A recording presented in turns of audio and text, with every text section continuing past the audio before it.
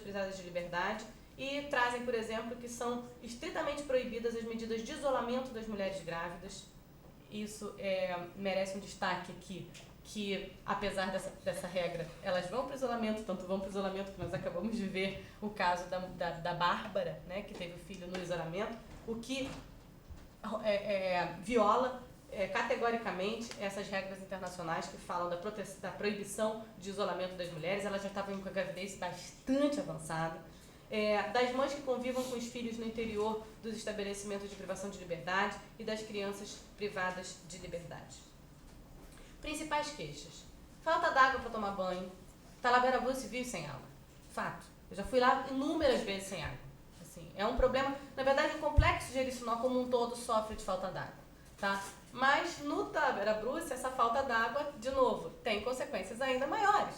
Porque uma prisão feminina sem água causa, sem dúvida, ainda mais problemas para as mulheres. Má qualidade da comida. Não há, evidentemente, assim, acho que é até desnecessário dizer, mas é bom registrar. Não há uma alimentação específica para as grávidas, do ponto de vista nutricional. Elas vão comer a mesma alimentação de todos. E nós sabemos que as mulheres gestantes precisam de uma alimentação específica que garanta todos os nutrientes, até porque elas não vão receber vitamina de ácido fólico e de todas as outras vitaminas pré-natais, aquelas vitaminas que as mulheres em geral, vitamina E, ácido fólico, todas as vitaminas que as mulheres tomam quando grávidas. Elas, evidentemente, que não recebem essas vitaminas. Então, seria mais importante ainda ter uma alimentação nutricional diferenciada, mas também não recebe essa alimentação nutricional diferenciada. Precárias condições de higiene do local e o atendimento médico foi um dos assuntos mais mal avaliados pelas mulheres. Denúncias de agressões e opressões. Houve queixas acerca do tratamento recebido pelas mulheres presas por agentes penitenciários e agentes do Serviço de Operações Especiais da SEAP, o SOI. Relatos de agressões físicas e verbais, violação ao direito à intimidade das mulheres, uso indevido de algemas, inclusive no parto. O Estado do Rio de Janeiro acaba de aprovar uma lei que proíbe o uso de algemas durante o parto. Gente, é inacreditável que seja necessária uma lei para proibir o uso de algemas durante o parto. Isso é assustador, mas não, que bom que pelo menos a LERJ aprovou essa lei para ver se a gente consegue acabar com essa coisa do parto algemada. Nós recebemos relatos na pesquisa de mulheres algemadas não só durante o parto, como também no processo de amamentação. Então, amamentar o filho algemada também há de ser uma enorme violação aos direitos das mulheres. Palavras como barriga de lombriga, mocréia, mentirosa, presa não tem direito foram narradas pelas presas e praticamente todas as mulheres denunciaram algum tipo de violação de seus direitos durante o cumprimento da sua pena como um todo, seja por agentes do SOI, seja por agente penitenciário, seja por policiais, enfim, desde o momento aí da prisão. Demora no transporte. Alguns relatos, eu separei só alguns e eu já me encaminho aqui para o encerramento. Alguns relatos que nós consideramos mais preocupantes. Comecei a sentir dor desde a madrugada. Quando foi pela manhã, eu pedi para chamar a SOI, porque eu ia ganhar o neném. Aí a guarda pediu para eu aguardar um pouco, pois ia ter a troca de plantão às 9 e iam me buscar. Nisso, me chamaram para eu ir ao ambulatório, pois achavam que eu não estava sentindo tanta dor para meu filho nascer. Falaram que ia fazer o pedido da emergência novamente e já eram 10 e pouco da manhã. Aí me mandaram para a cela de novo. Quando foi 2 horas da tarde, 14h50, minha bolsa estourou e eu estava na cela. Só nessa hora que chamaram o SOI. E o SOI chegou às 15 horas. 15h15, eu estava dentro do carro e ela nasceu. A SOI disse: não fica fazendo força não, que você vai arrumar ideia. Mas eu continuei fazendo, porque vi que ia nascer. Quando o SOI viu a cabecinha da minha filha, ela segurou para mim, mas eu tive a minha filha praticamente sozinha. Algemas. A SOI demora muito a chegar, quando vem. No hospital, eu dormi algemada e amamentei o meu filho algemada. A enfermeira perguntou se eu tinha alguma coisa e o SOI foi e falou: já viu presa ter alguma coisa? Presa não tem direito a nada. Depois do parto, comecei a dar hemorragia e ele me algemou no corredor. Fiquei passando mal, ali, algemada. Eles tentaram fazer parto normal em mim, mas não tinha passagem. Estava com muita dor. Sentei no carro. A SOI achou um absurdo eu estar sentada e me algemou. Disse que meu neném ia nascer e cair no chão. Depois, quando tive meu filho, à noitinha, eu estava deitada para dormir e eles me algemaram.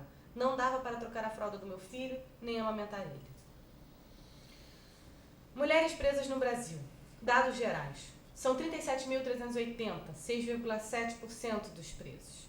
Presas em regime fechado, 44,7%, cumprindo penas de até 8 anos, 54%, das quais 35% receberam penas entre 4 e 8 anos, ou seja, que autorizaria um regime semiaberto, que, repito, praticamente não existe no estado do Rio de Janeiro.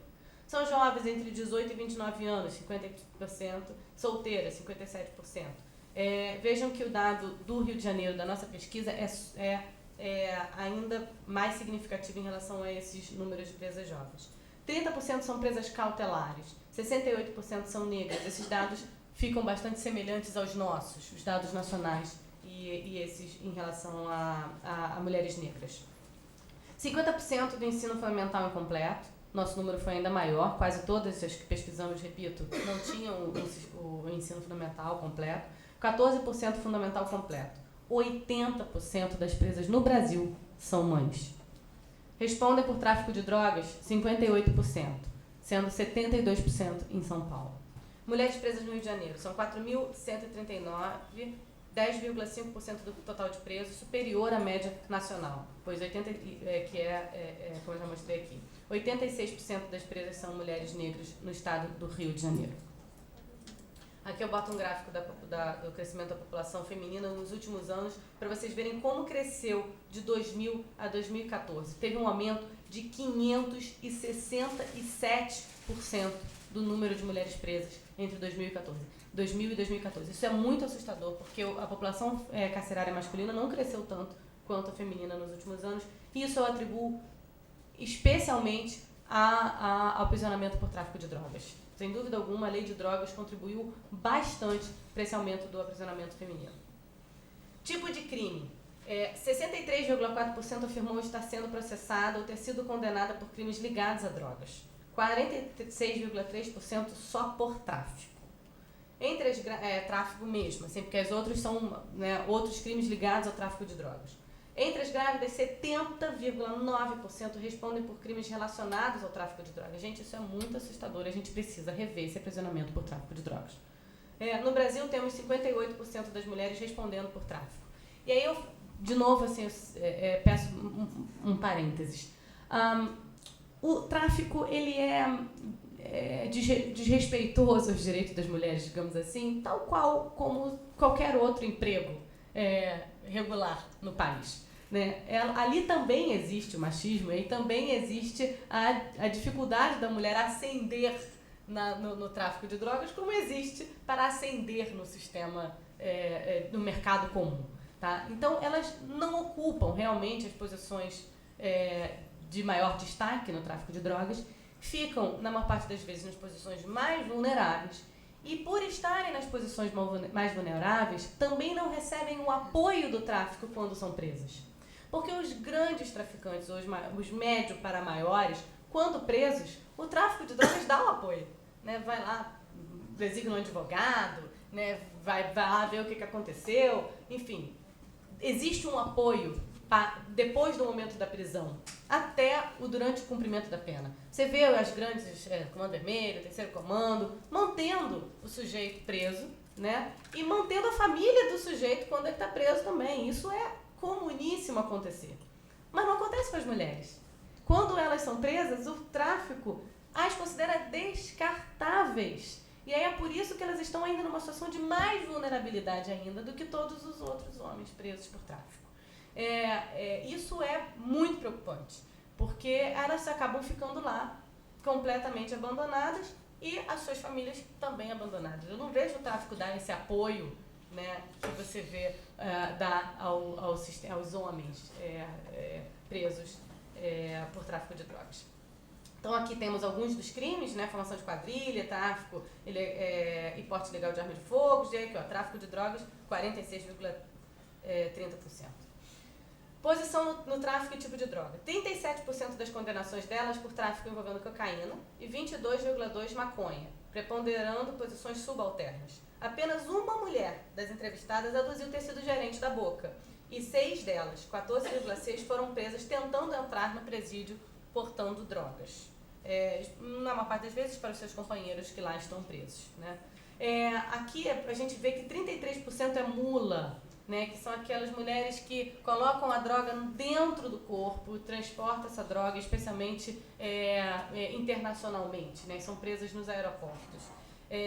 Consumidora 11%, vendedora 11%, bucha 11%, cúmplice, né, considerada como cúmplice 8%, gerente 4%, que era essa única mulher aí que disse ter sido gerente. Considerações finais. Essa visão sobre as mulheres encarceradas, especialmente aquelas que experimentam a gravidez e o nascimento de seus filhos na prisão, constitui um dos aspectos mais perversos da opção por uma política criminal repressiva, com foco preferencial na pena privativa de liberdade. Se a situação das mulheres presas configura uma dupla sanção, por ela ser considerada como criminosa, e ainda mais pelo estigma de mulher criminosa, que ousou violar a lei dos homens numa sociedade patriarcal, no caso de grávidas e de mães de filhos pequenos, estas ainda recebem mais uma punição. São também privadas da convivência com seus filhos, com todas as consequências sociais que decorrem desse distanciamento.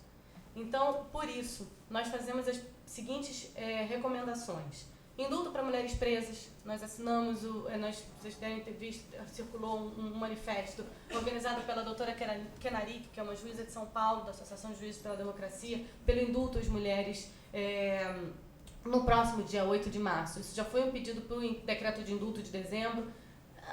Veio previsto, mas de uma forma muito tímida, então foi reforçado o pedido de indulto para mulheres com hipótese de extinção da punibilidade, prevista no 107.2, né, que é concedido pela Presidente da República.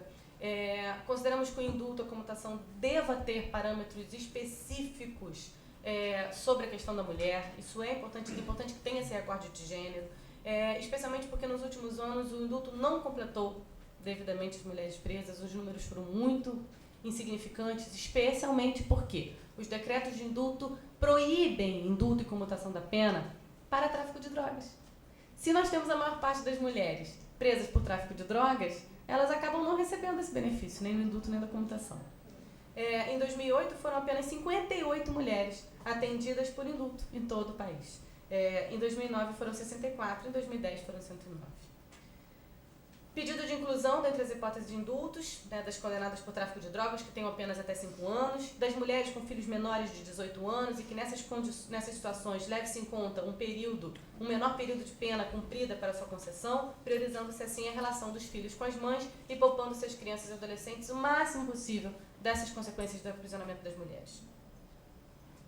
Por fim, eu peço que toda a plateia, que todos os presentes, nos enviem recomendações para que nós possamos acrescentar nas conclusões da pesquisa. Nós criamos um e-mail, encarceramentoFeminino@gmail.com, para receber essas sugestões e para acrescentar como sugestões a serem enviadas para o secretário de Administração Penitenciária, para o diretor do DEPEN, enfim, como medidas políticas para mulheres no estado do Rio de Janeiro. De pronto, já que estamos na casa, da Justiça, na EMERGE, eu coloco a necessidade, repito, de nós priorizarmos penas alternativas a essas mulheres, deixarmos o encarceramento feminino realmente só para aqueles casos que seja inevitável a prisão privativa de liberdade, possa ter prisão domiciliar, monitoramento eletrônico, qualquer outra medida alternativa, na maior medida possível, e que o Tribunal de Justiça também se engaje na campanha pela implementação de uma unidade de regime semiaberto no estado do Rio de Janeiro. Muito obrigada pela atenção de todos.